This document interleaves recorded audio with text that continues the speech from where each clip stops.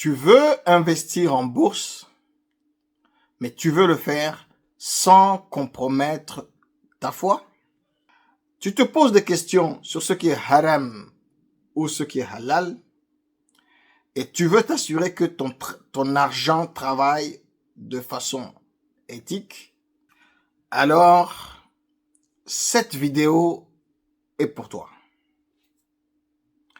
Je veux t'apprendre les bases de la finance islamique, ce que tu peux acheter en bourse et ce que tu dois éviter, et je te montrerai même des exemples concrets d'actions et d'ETF halal. Il y a des outils pour t'aider à filtrer tout ça facilement. Reste bien jusqu'à la fin, car je te donnerai en bonus un exemple de portefeuille halal pour débutants. Mais avant, abonne-toi si tu veux apprendre à investir intelligemment tout en respectant ta foi. Bismillah, c'est parti. Cette vidéo a été inspirée par un message de Yasmine qu'il m'a envoyé en me demandant, je cite, « Salam Ghislain, j'adore ce que tu fais sur ta chaîne Mon Plan Cash. J'aimerais me lancer dans l'investissement en bourse, mais je suis musulman pratiquant et je veux absolument respecter ma foi. J'ai du mal à savoir ce qui est halal ou haram dans tout ça, surtout avec les ETF et les actions tech. Est-ce que tu pourrais faire une vidéo sur le sujet?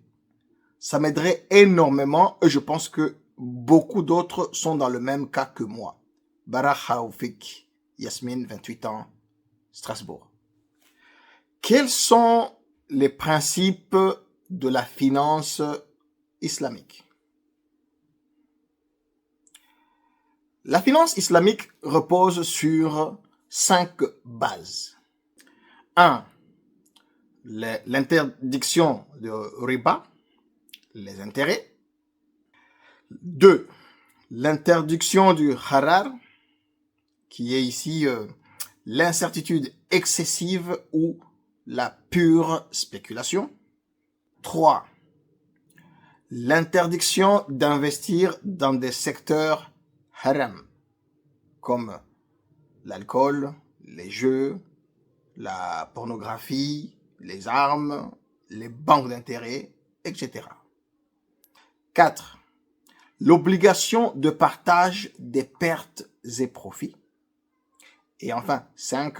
Nous avons la transparence et l'éthique dans les échanges. Donc, en résumé, on peut investir, mais pas dans n'importe quoi. Ce qui est haram en bourse. Voici un exemple d'investissement qui est considéré comme haram en islam.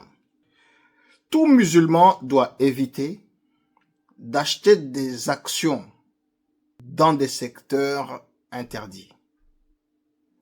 Nous avons les entreprises d'alcool comme Heineken, le streaming haram comme Netflix, les marques de luxe impliquées dans la finance ou le haram comme LVMH, les banques conventionnelles comme BNP Paribas, ou vivre des dividendes provenant en partie d'activités non halal. Faire du day trading ou du scalping très risqué qui s'apparente à du jeu du hasard. Bref, si ton investissement est basé sur de la pure spéculation ou enrichi de façon excessive, il y a un problème. Qu'est-ce qui est halal ou toléré en bourse? Bonne nouvelle, tu peux tout à fait commencer à investir dans des actions ou des ETF qui sont halal, c'est-à-dire qui respectent l'éthique islamique. Il faut que 1. L'activité principale de l'entreprise soit licite. 2. Son niveau d'endettement soit raisonnable, c'est-à-dire inférieur à 33%. 3. Ses revenus non halal, par exemple des intérêts, soient inférieurs à 5%. Quelques exemples de sociétés considérées comme halal. Nous avons Tesla, nous avons Apple, ou quelques sociétés tech dans le domaine de la santé et de l'industrie. Mais il faut faire attention sur ces sociétés-là, car elles doivent respecter les critères énumérés précédemment. Tu peux aussi investir dans des ETF Sharia compliant. Nous avons le SPUS, qui est une espèce d'ETF SP500 mais version islamique. Nous avons Wahid FTSE USA Sharia ETF. Nous avons le HSBC Islamic Global Equity Index. Ces fonds filtrent automatiquement les entreprises non conformes à la charia. Comment filtrer les actions halal? Tu n'as pas besoin d'être un savant pour filtrer ou savoir si une action est haram ou halal. Il y a des outils pour ça. Nous avons Zoya, une app mobile très intuitive. Nous avons Islamically et nous avons Musafa. Nous avons aussi des sites comme Amana Found ou SP Found. Tu tapes le nom de l'entreprise et l'application te dit si elle est conforme à la charia et te donne tous les détails. Quelles sont les plateformes pour investir éthiques? Voici quelques plateformes utilisées par les musulmans dans le monde. Nous avons Wahed Invest, un robot advisor qui t'investit uniquement dans des produits halal. Nous avons aussi Alami Invest, qui est une plateforme française basée sur la finance islamique. Tu peux aussi utiliser un compte titre ordinaire ou bien un PEA ordinaire.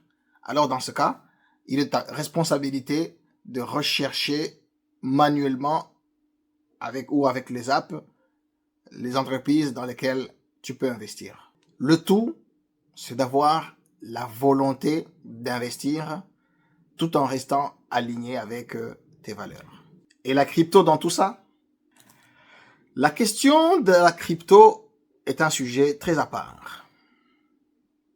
Certains savants considèrent que Bitcoin est halal car il ne repose pas sur l'intérêt ou sur un actif haram. En revanche, les shitcoins, les projets NFT sans valeur, les mêmes coins, c'est souvent très spéculatif, donc à éviter. Si tu investis en crypto, fais-le sur du solide et avec prudence. Comme promis, voici un exemple de portefeuille halal pour débutants. 50% ETF Sharia comme SPUS ou Wahed USA. 30% actions halal individuelles, comme je l'ai dit, dans la santé, la tech ou quelques industries. Et enfin, 20% liquidité ou or. Certains ETF or sont considérés comme halal. Tu vois, tu peux investir en bourse en respectant ta foi. C'est totalement possible. Il suffit d'être bien informé et de rester cohérent avec tes principes. Si tu veux plus de vidéos sur l'investissement halal, la retraite anticipée ou la liberté financière, abonne-toi sur mon plan cash. Active la cloche et partage cette vidéo à un frère ou à une sœur que tu sais que ça peut aider. Barakallahu fik pour ton attention. Prends soin de toi et de ton argent. Assalamu alaikum.